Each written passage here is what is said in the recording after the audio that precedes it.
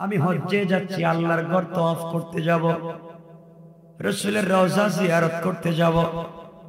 আমার নবী যদি ডাক দিয়া বলে, রবি রে তুই আমাকে সালাম দিতে আসলি, আল্লাহর ঘর তওয়াফ করতে গেলে রাস্তার মধ্যে গরিব অসহায় মানুষ হারাম খায়, তাদের হালালের ব্যবস্থা করতে পারলে না।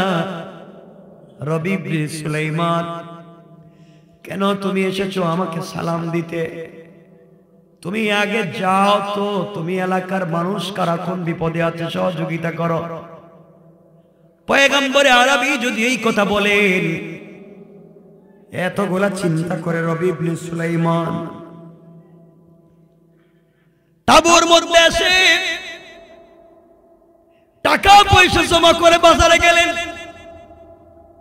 অর্ধেক টাকা দিয়ে রুটি কিনলেন, আটা কিনলেন, ময়দা কিনলেন, সবজি কিনলেন, গোশত কিনলেন। নিজের কাঁধের মধ্যে নিলেন, দৌড়তে লাগলেন তিনি মহিলার বাড়ির দিকে। মহিলার বাড়ির কাছে যাওয়ার পরে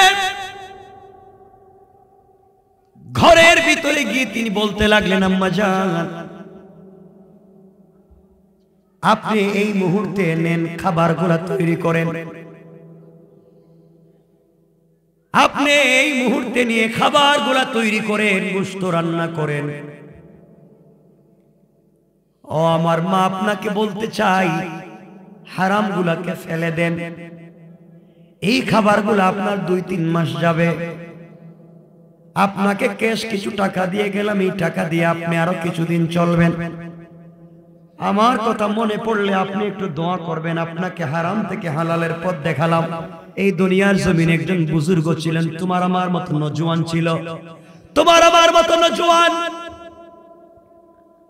শুধুমাত্র কেবলমাত্র 5 ওয়াক্ত সালাত পড়ে,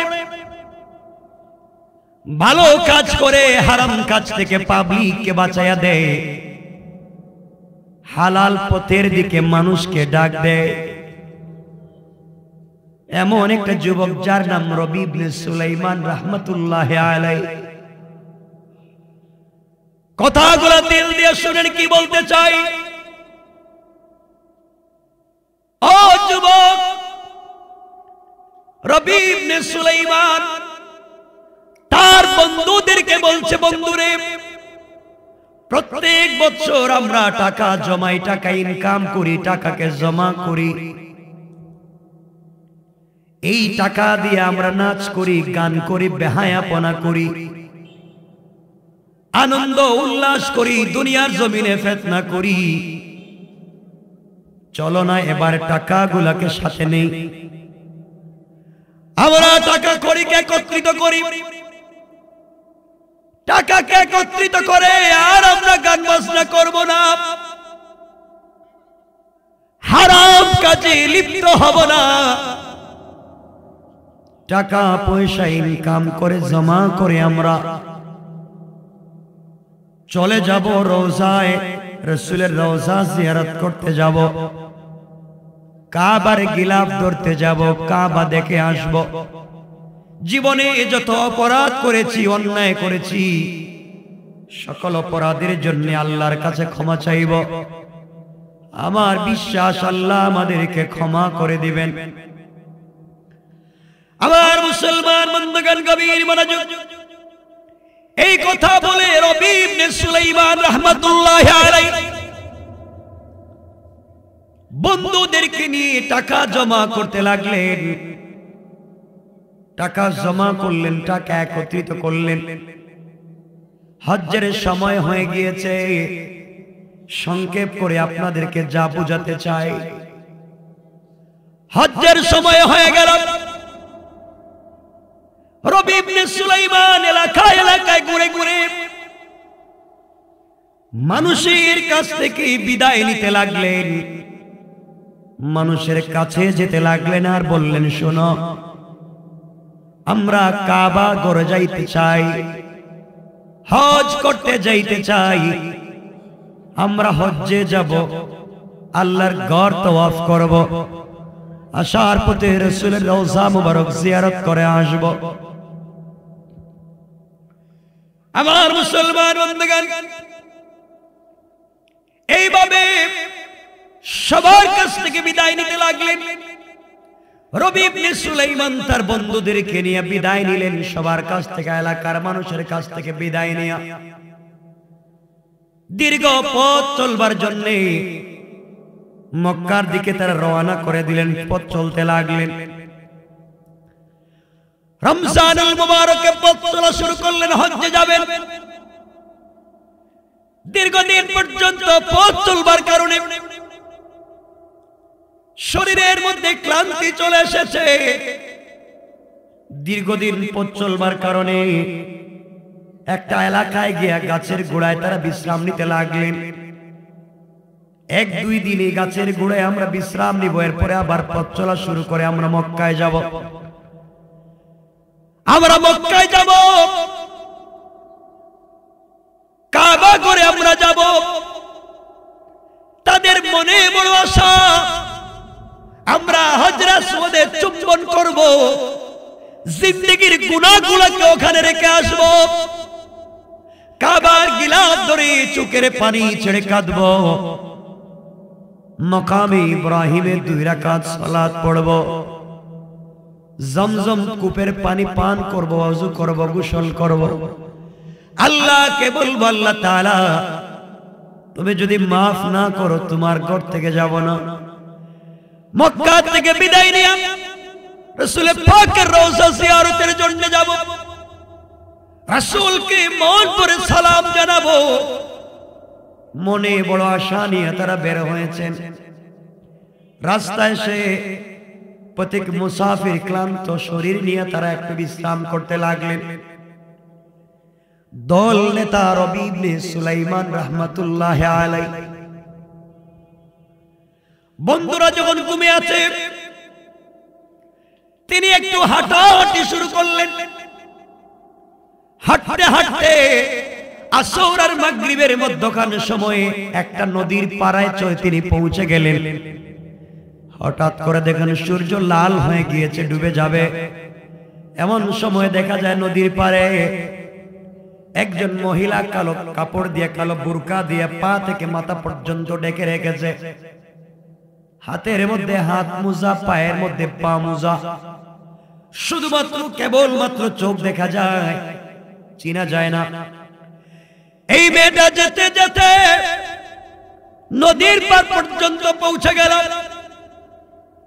নদীর পারে যাওয়ার পরে রবি ইবনে সুলাইমান রাহমাতুল্লাহি আলাইহি দেখেন এই মেয়েটা নদীর পারে একটা মরা গাদা পড়ে আছে, মৃত একটা গাদা।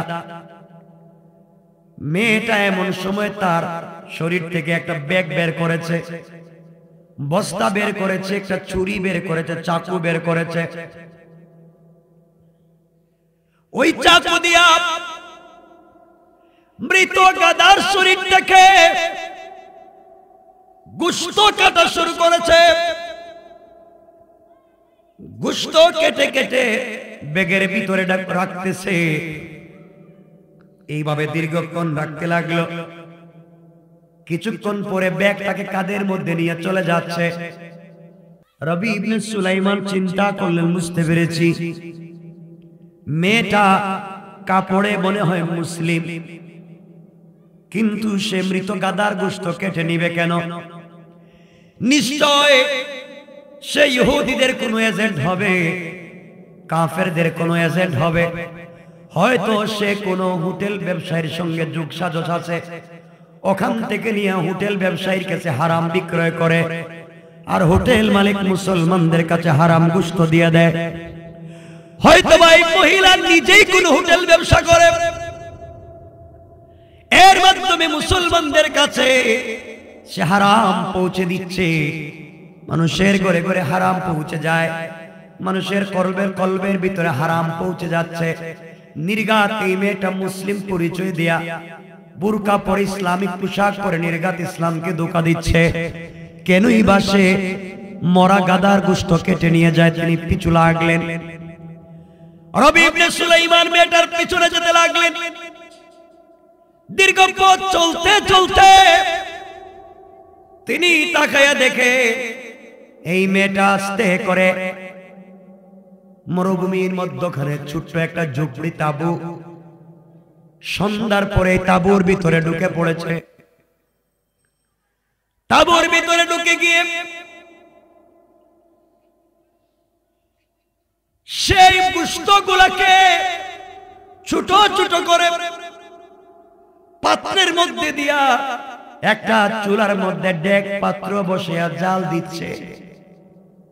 রবি ইবনে সুলাইমান আশ্চর্য হয়ে গেলেন, কি চিন্তা করলাম আর কি দেখি। আস্তে আস্তে করে তাঁবুর কাছে পৌঁছে গেলেন। যত কাছে যাইতে লাগলেন তত তিনি শুনতে পান এই ঘরের ভিতর থেকে মধুর কণ্ঠে কোরআনের তিলাওয়াত শোনা যায়। রবি ইবনে সুলাইমান আশ্চর্য হয়ে গেলেন, এই ঘর থেকে কোরআনের তেলাওয়াত শোনা যায় কেমনে? আবার তিনি শুনতে পেলেন এক বাচ্চা বলতেছে, আম্মা জান 4-5 দিন হয়ে গেল মা কোনো খাবার নাই। দুনিয়ার জমিনে আমাদের বাবা নাই, এই জন্য আমাদের খাবার দেওয়ার মতো কেউ নাই। শুধুমাত্র পানি পান করে 3-4-5 দিন পর্যন্ত আছি মা। প্রতিদিন আপনি আমাদেরকে বলেন আজকে তোমাদেরকে খাওয়াবই, বলে বলে আপনি আশ্বাস দিচ্ছেন আর বাঁচবো না। মহিলা ডাক দিয়ে বলছে, ও সন্তানেরা, আমি মা তোমাদের জন্য গোশত রান্না করি, গোশত বোনা করি। কিছুক্ষণ পরে গোশত বোনা হয়ে গেলে আমি মা তোমাদের কাছে গোশত গুলাকে পৌঁছায়া দেব, তোমরা খেয়ে নিবে। এমন সময়ে রবি ইবনে সুলাইমান আশ্চর্য হয়ে গেলেন, কি বলতেছে এই মেয়েটা? ছোট্ট ছোট্ট বাচ্চারা ঘরের ভিতরে নামাজের সাজদায় পড়ে ডাক দিয়া বলেছে, আল্লাহ,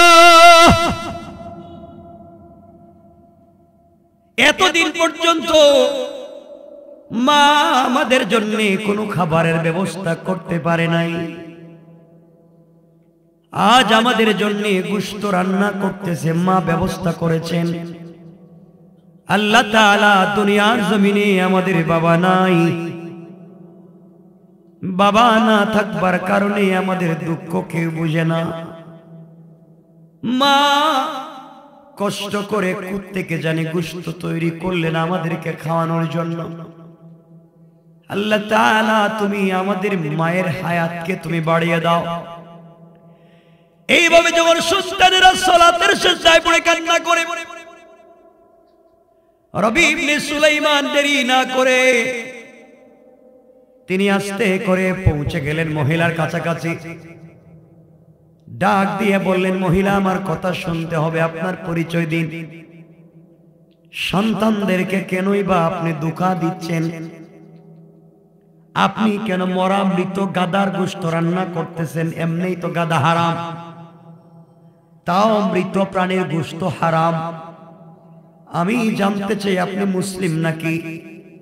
মহিলা চোখের পানি ছেড়ে বলতেছে, যুবক রে, তোমাকে আমি চিনি না, আমি শুধু মুসলিম পরিচয় দিব তা না, আমি হলাম বিশ্ব নবী পরিবারের একজন মহিলা, আমি রাসূলের বংশের একজন মহিলা। তাহলে আপনি কেন মরা গাদার গোশত রান্না করতেছেন সন্তানদেরকে দেওয়ার জন্য? মহিলা বলতেছে, যুবক রে, তোমাকে আমি চিনি না, তোমার সম্পর্কে আমি জানি না, আমার বাড়ি এলাকায় নাই, দীর্ঘ পথ পাড়ি দিয়ে এখানে এসেছিলাম, খলিফার সঙ্গে দেখা করব, আমার কষ্টের কথা বলবো, কিন্তু খলিফার সঙ্গে দেখা করতে পারি নাই। আমি রাসূলের বংশের একজন মহিলা, রাসূলের বাবার বংশ থেকে আমার স্বামী, রাসূলের মায়ের বংশ থেকে আমি। আজ আমি অসহায়, আমার স্বামী নাই, জীবন বাঁচানোর জন্য সন্তানদের জন্য হারাম গোশত নিয়েছি। আমি সাইয়্যিদ বংশের একজন মহিলা, মানুষের বাড়িতে কাজে যেতে পারি না, লজ্জা হয়।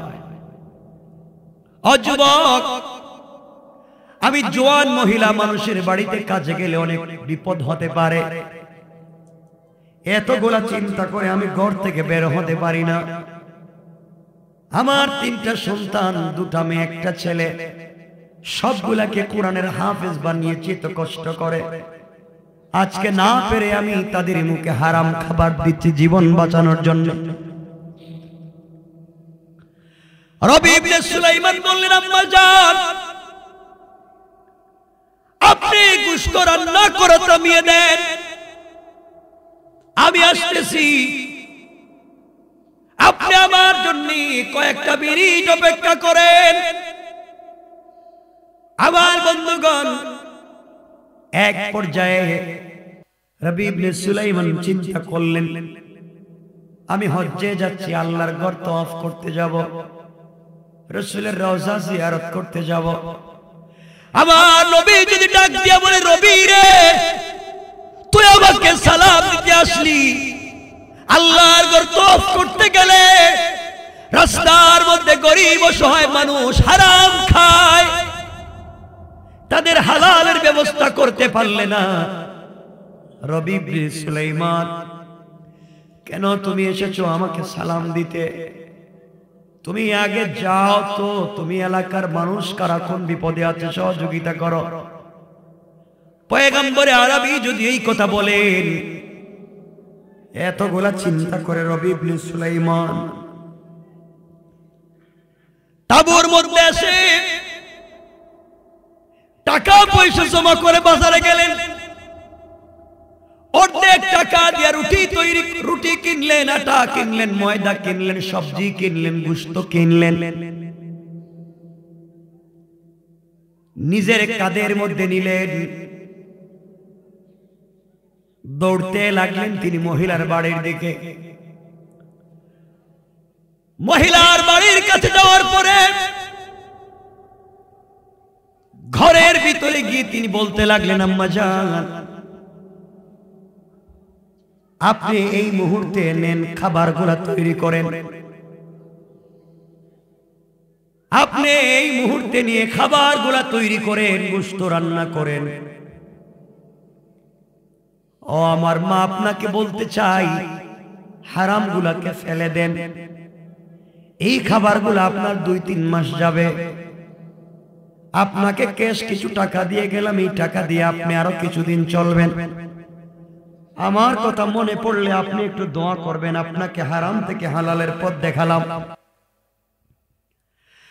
এই জন্য আল্লাহ বলছেন, আমার তেলাওয়াত কি তলুচ্চ আয়াতে, কিতাবুন আনজালনাহু ইলাইকা লিতুখরিজান নাসা মিনাজ যুলুমাতি ইলান নূর। আল্লাহ বলছেন, যার কাছে কোরআন আছে, তার কাছে ম্যাগনেট আছে, তার কাছে লাইট আছে।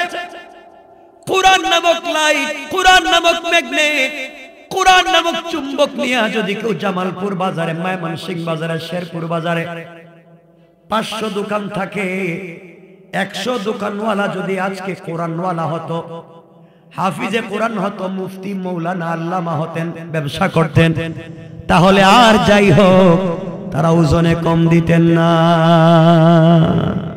ঠিক কিনা বলে? আপনাদের কষ্ট হচ্ছে নাকি? কারণ আমার কথাগুলো শুনলে আপনাদের খারাপ লাগতে পারে, আমিও লম্বা করব না, কারণ আমার মনে হচ্ছে আপনাদের খারাপ লাগতেছে। সবার না লাগলে 2-4 জনের লাগতে পারে।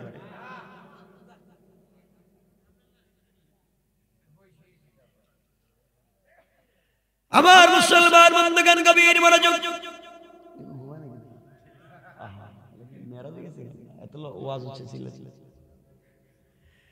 আমার মুসলমান বন্ধুগণ, গভীর মনোযোগ। রবি ইবনে সুলাইমান সব দিয়া তিনি পৌঁছে গেলেন তাঁবুর কাছে, গিয়ে বন্ধুদেরকে বললেন, বন্ধুরে, বেয়াদবি মাফ করবা, বেয়াদবি নিবা না, আমি তোমাদের সঙ্গে হজ্জে যেতে পারবো না। মনে বড় আশা ছিল নিজে হজ্জে যাব, রাসূলের রওজায় সালাম দিব, কিন্তু যাব না। তোমরা চলে যাও, আমার কিছু প্রয়োজন আছে, কারণ টাকা নাই, সব দিয়া দিছে। গরিবকে দান করে দিয়া রবি ইবনে সুলাইমান বন্ধুদেরকে বললেন, বন্ধুরে তোমরা হজ্জে যাও, আমি হজ্জে গেলাম না, বিশেষ প্রয়োজনে বাড়িতে ফিরে যাই, তোমরা আসলে তোমাদের সঙ্গে আমার দেখা হবে। বন্ধুরা ডেকে বলছেন, রবি রে, তুমি না আমাদেরকে উদ্বুদ্ধ করলে, তুমি উৎসাহিত করলে, তুমি টাকা জমা করলে, তুমি গ্রুপ লিডার, তুমি যাবে না কেন? রবি ইবনে সুলাইমান আসল ঘটনা না বলে বললেন, বিশেষ প্রয়োজনে বাড়িতে যাব, বাড়িতে আসলে তোমরা দেখা হবে, আর দেরি করো না, চলো। সংক্ষেপ করে যে কথা বলতে চাই, কারণ আল্লাহর গোলাম যারা তারা কাউকে গালি দেয় না, আল্লাহর গোলাম যারা তারা কাউকে হিংসা করে না, অহংকার করে না। আমার আল্লাহ কোরআনে কারিমের 18 নম্বর পারা সূরা আল ফুরকানের 63 নম্বর আয়াত থেকে আমার আল্লাহ বলেছেন, আমার আল্লাহ বললেন, ওয়া ইবাদুর রাহমানিল্লাযীনা ইয়ামশুনা আলাল আরদি হাওনা। আল্লাহ রাব্বুল ইজ্জত ওয়াল জালাল বললেন, আমি আল্লাহর গোলাম যারা হবে তারা কোনো কাজে অহংকার করবে না। আমি আল্লাহর গোলাম পরিচয় দিলে অহংকার দেখাবে না। আমি আল্লাহর গোলামকে কেউ গালি দিলে, সমালোচনা করলে, গীবত শিকায়াত করলে জবাব দিবে না। পরের শব্দে আমার আল্লাহ বললেন, ওয়া ইযা খাতাবাহুমুল জাহিলুনা ক্বালু সালামা। আল্লাহ রাব্বুল ইজ্জত ওয়াল জালাল বললেন, আমার গোলাম যারা হবে, আমার গোলামকে কেউ গালি দিলে গালির জবাব দিবে না, নিজে তো গালি দিবে না, বরং আমার গোলাম যারা হবে, আমার গোলামকে কেউ গালি দিলে গালির জবাবে আমার গোলাম ওই ব্যক্তির জন্য শান্তি আর সালামতের দোয়া করে যায়। কোন সুবহানাল্লাহ। আমার বন্ধুগণ, বন্ধুরা রবি ইবনে সুলাইমানের সঙ্গে অনেক কথা বললেন, শেষ পর্যন্ত রবি চলে গেলেন বাড়িতে, বন্ধুরা চলে গেলেন হজ্জে। হজ্জে যাওয়ার পরে বন্ধুরা যখন তওয়াফ করেন, এমন সময় তার বন্ধুদের একজন, রবি ইবনে সুলাইমানের এক বন্ধু দেখে, তার সামনে, তার চোখের সামনে রবি ইবনে সুলাইমান তওয়াফ করে যায়। সুবহানাল্লাহ বলে, আস্তে বলে রাইখা দিও, সুবহানাল্লাহ। আরেকটু জোরে পড়ে। বন্ধু চিন্তায় পড়ে গেল, ব্যাপার কি? বুঝতে পারি না ব্যাপার কি। রবি ইবনে সুলাইমান বিদায় নিয়েছে, তাহলে ওই জায়গার মধ্যে কেমনে আসলো, কেমনে কি হলো বুঝতে পারি না। তিনি যখন গেলেন জমজম কূপের পারে, আরেকজন জমজম কূপের, সুলাইমান জমজম কূপের পানি দিয়া ওযু করে। সুবহানাল্লাহ নাই? আরেকজন গেছে মাকামে ইব্রাহিমে সালাত আদায় করতে গিয়ে দেখে হযরতে রবি ইবনে সুলাইমান তার চোখের সামনে মাকামে ইব্রাহিমে 2 রাকাত সালাত পড়তেছেন। কোন সুবহানাল্লাহ। হজ্জের কাজ শেষ করে সবাই যখন এক জায়গায় বসলেন, একজন বলতেছে, বাইরে রবি আমাদের সঙ্গে কেমনে চিট করলো। ও বলল হজ্জে আসবে না, আমি দেখলাম আমার সামন দিয়ে তওয়াফ করে। আরেকজন বলছে, আমি তো জামারাতে কঙ্কর মারতে দেখলাম। আরেকজন বলছে, আমি তো তায়েফে দেখলাম। আরেকজন বলে, আমি তো মিনায় দেখলাম। আরেকজন বলে, আমি তো মাকাম ইব্রাহিমে দেখলাম।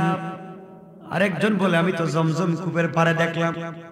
সবাই কই দেখছে রবি ইবনে সুলাইমান তো আসলে বাড়িতে, কিন্তু সবাই বলতেছে তারা দেখছে রবি কিন্তু এখানে।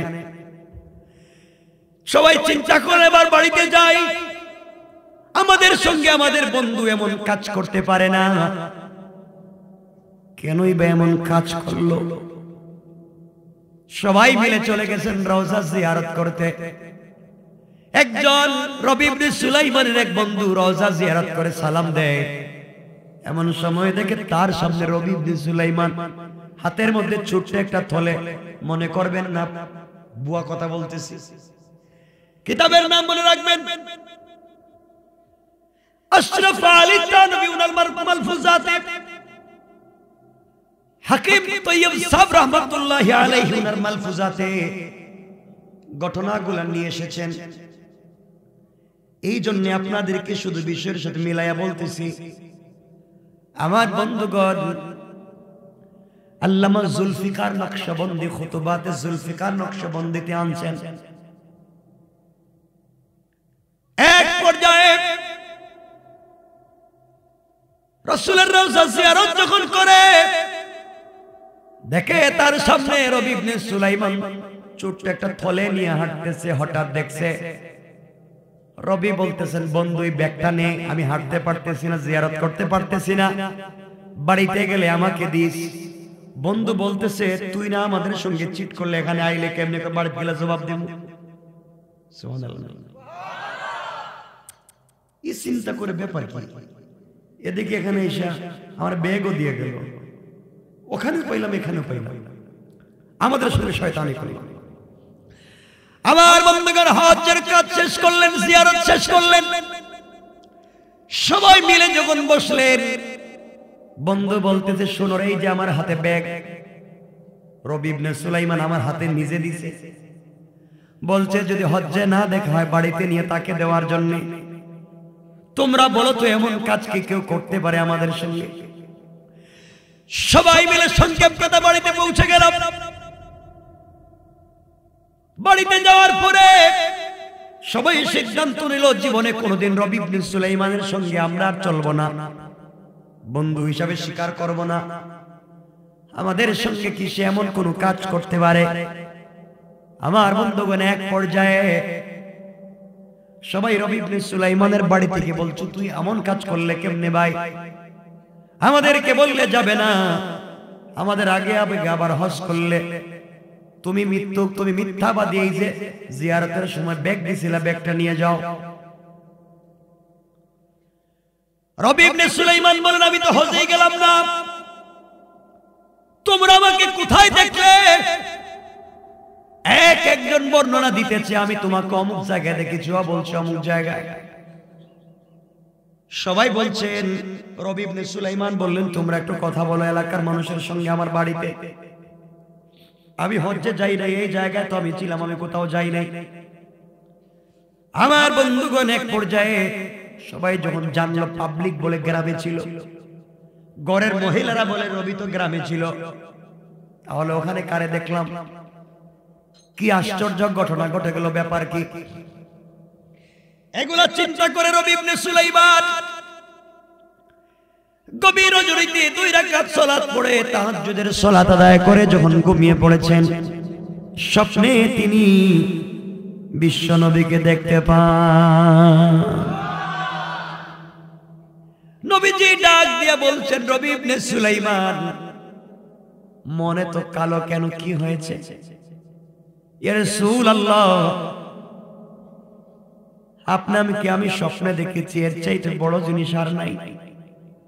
মন খারাপ, আমি হজ্জে যাইতে চাইছিলাম, যাইতে পারি নাই। তো আমার বন্ধুরা বলতেছে তারা নাকি হজ্জে আমারে দেখছে, আমি তো হজ্জে যাই নাই, আমার হাতে একটা থলিও ধরাইয়া দিছে। পয়গম্বর আরবি ডাক দিয়া বলেন, রবি ইবনে সুলাইমান, এই মুহূর্তে আমি তোমার কপালে চুম্বন করতে চাই, তুমি হজ্জে যাও নাই, ওটাও যেমন সত্য, তারা তোমাকে দেখেছে তাও তেমন সত্য। রবি ইবনে সুলাইমান, হজ্জে যাওয়ার পথে তুমি একজন অসহায় বিধবা মহিলার হাত থেকে হারাম ফেলে দিয়া হালাল দরিয়ে দিয়েছ। আল্লাহর ঘর জিয়ারত করা, তওয়াফ করা আমার জিয়ারত করার চাইতে বড় মনে করেছো। গরিবকে সহযোগিতা করাকে বড় মনে করেছ, হারামের বিপরীতে হালাল পৌঁছে দেওয়াকে বড় মনে করেছ। আল্লাহ তোমার এই কাজের উপরে খুশি হয়ে গিয়েছে, তোমার সূরত দরায়া রহমতের ফেরেশতা দিয়া তোমার বদলা একটা মকবুল হজ করায়া দিয়েছে। আল্লাহু আকবার। আর ইবনে সুলাইমান শুধু তার নাম আল্লাহ বলে দিয়েছেন, আর আমি বলে দিয়েছি মনে রাখো, দুনিয়ার জমিনে যারা হারাম বাদ দিয়া হালাল পৌঁছে দেয়, আল্লাহ দৃষ্টান্ত স্থাপন করতে চান।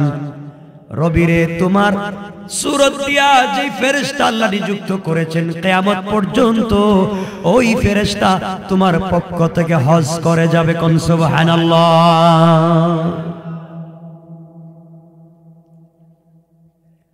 আর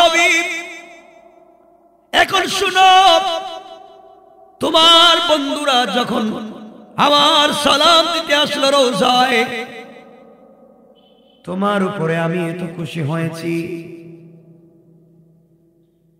আমার বংশের এক মেয়েকে তুমি সহযোগিতা করেছ, কোরআনের হাফেজদের মুখ থেকে হারাম বের করে হালাল দিয়েছ, আমার বংশের এক বিধবা মহিলাকে আশ্রয় দিয়েছ, খাবারের ব্যবস্থা করেছ। রবি,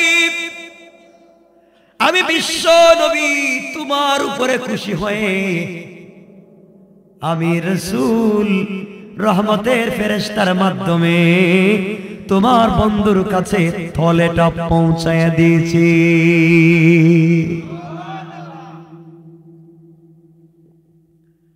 আর আমি কিন্তু এত কিছুর পরেও মনে রাখো, আল্লাহ তোমার উপরে খুশি, কাজগুলা চালায়া যাও।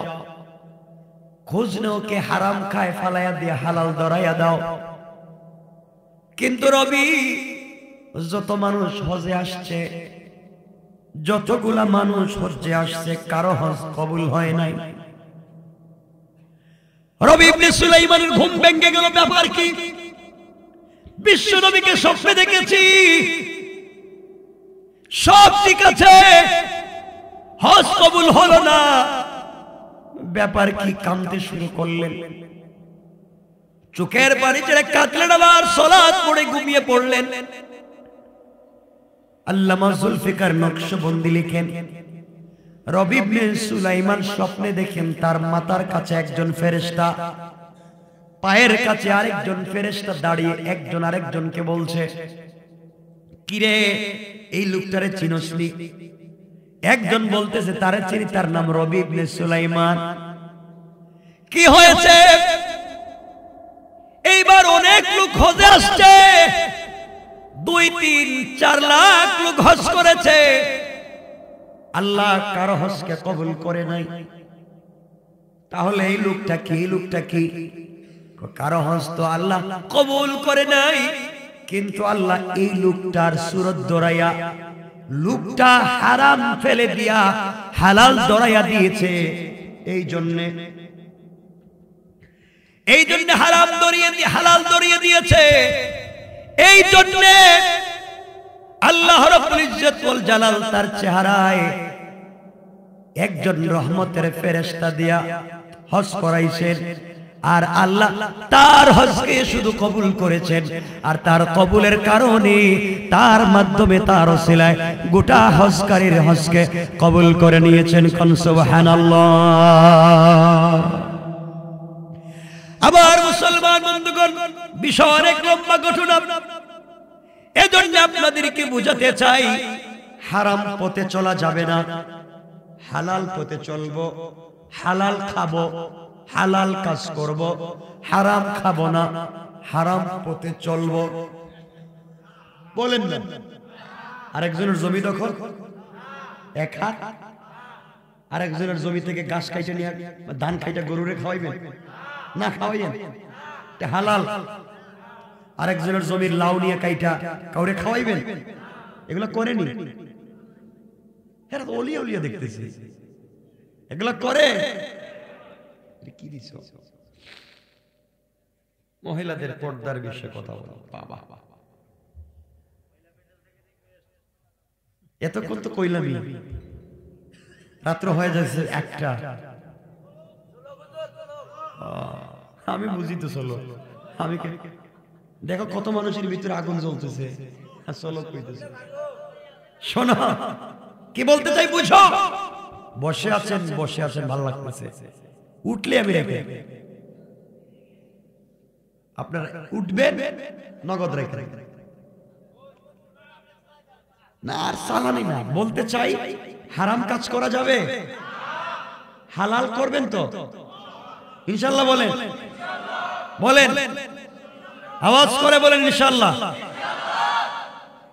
নামাজ পড়বো তো না চুরি করব? ইনশাআল্লাহ কইলো কে?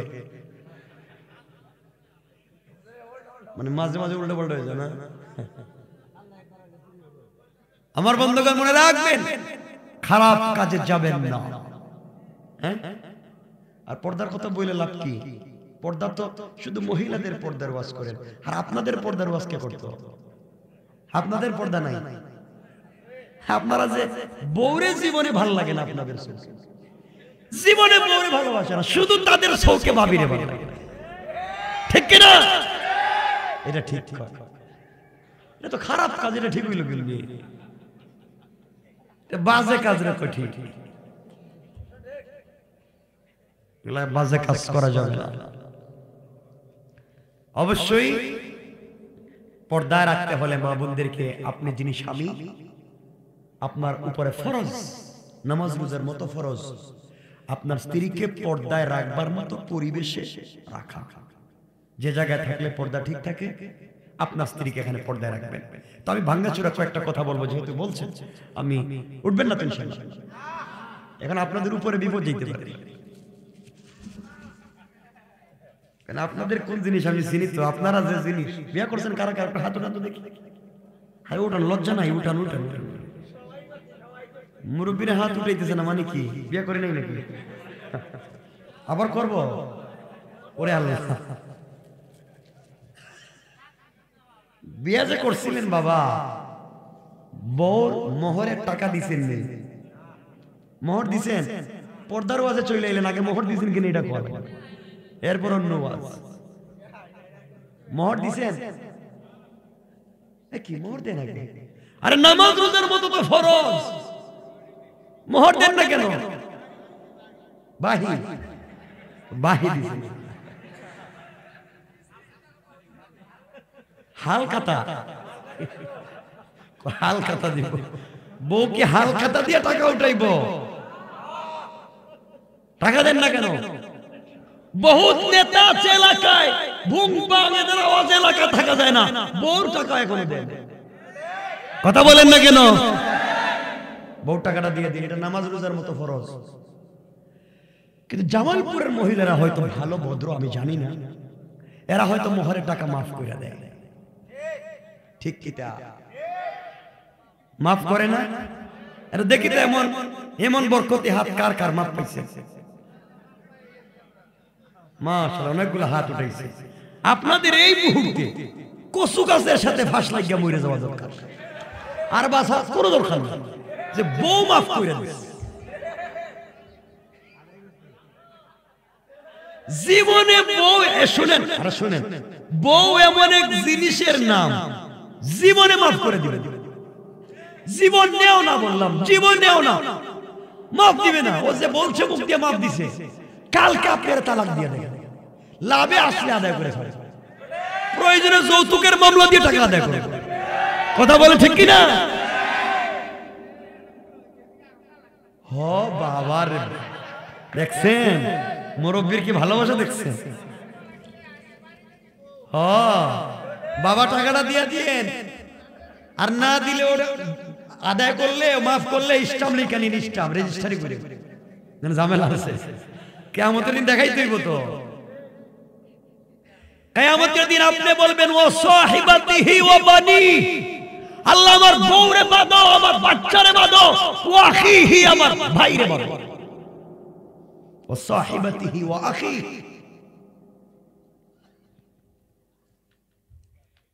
এজন্য মোহর দিয়া দিয়ে বলেন না, যদি একসাথে দিতেন আপনার শুনেন না, আরে ভাই শুনো, 500 করে দিয়ে দিও, 100 করে দিয়ে দিও। প্রত্যেক বছর বউরে 5টা কাপড় দাও, এই বছর 60টা দিবা, 2টা মোহর থেকে কাইটা দিবা। হ্যাঁ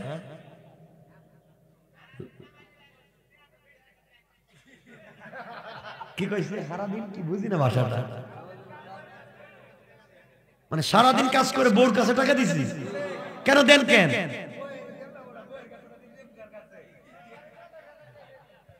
শুনে রাখতে বলতে চাই কি, শোনো, অনেক যুবক আছে এখানে বিয়ের আগে মা বাপকে তো ভালোই চিন্তা, বিয়ের পরে তখন বাপরে খুব গুড়িয়া, ঠিক কিনা?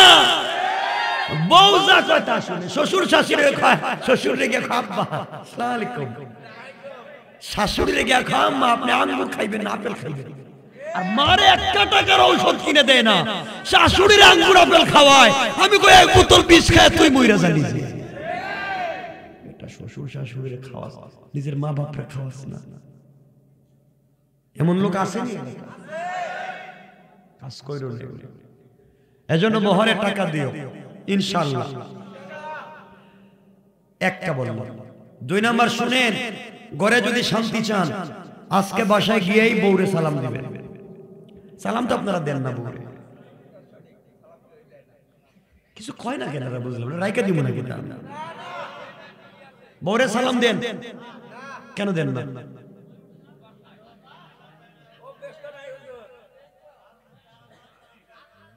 জানবে না কে? বাচ্চা তো প্রোডাকশন দিছে মোটামুটি 1 ডজন, জানে না বউরে সালাম দিব কেমনি? কোন কথা কোন আপনারা? ইসলামের প্রথমই তো হচ্ছে আফসুস সালাম, সালাম পৌঁছে দাও। শামাইল তিরমিজিতে আমাদের কলিজার টুকরা মা আয়েশা সিদ্দিকা বলছেন, ওয়াল্লাহি আল্লাহর কসম, আমি আমার স্বামী বিশ্ব নবীকে সালাম দেওয়ার বহু চেষ্টা করেছি, কিন্তু নবীজির আগে নবীজিকে সালাম দিতে পারি নাই। সুবহানাল্লাহ। নবীজি বউদেরকে সালাম দিয়েছে, নবীজি নিজে বউকে আগে সালাম দিয়েছেন, তো আপনি দেন না কেন? এজন্য আজকে বাসায় গিয়ে সালাম দিবেন, কিছু না করলে রেখে দিবেন, বলেন ইনশাআল্লাহ। বউরে তো বানাইছেন কাজের বুয়া, বউরে বানাইছেন কাজের বুয়া। সকালে বউ ঘুম থেকে উঠছে, রান্না করো, ঘর পরিষ্কার করো, বাথরুম ওয়াশ করো, বাচ্চাদের পরিষ্কার করো, 14 গোষ্ঠীর রান্না তৈরি করো। হ্যাঁ, গরু ছাগল থাকলে তা দেখো, হাঁস মুরগ থাকলে তা দেখো। এরপরে বাচ্চাদের টিফিন তৈরি করো, বাচ্চাদেরকে নিয়ে স্কুলে যাও, বাচ্চাদেরকে স্কুল থেকে এনে পড়ায় বসাও, এরপরে আবার রান্না করে খাওয়াও, এরপরে আত্মীয় স্বজন আসলে তাদেরকে খাওয়াও, মেহমান আসলে তাদেরকে খাওয়াও। এগুলা করতে করতে বেচারিদের না খাইয়া কখন ঘুমিয়ে গেছে রাত্রে। একটা জামাই রাত্রেবেলা বউরে জিগায়, কথা কথা বউরে কখন জিগাইছিল যে বউ তুমি কি খাইয়া ঘুমাইছো?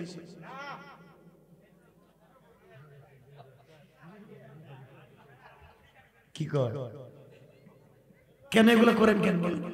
বউর সাথে দুশ্মনী কেন আপনাদের?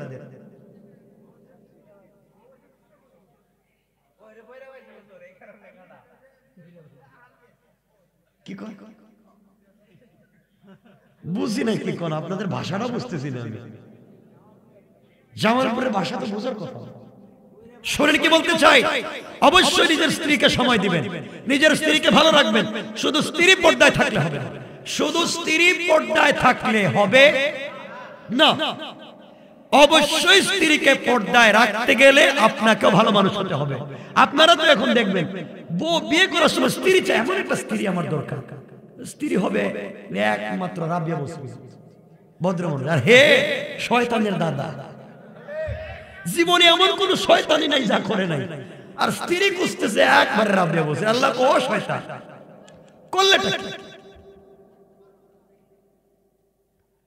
এজন্য আল্লাহকে আসতে পরিবারকে শান্তির পরিবার বানাতে হলে নিজের থেকে তৈরি করতে হবে।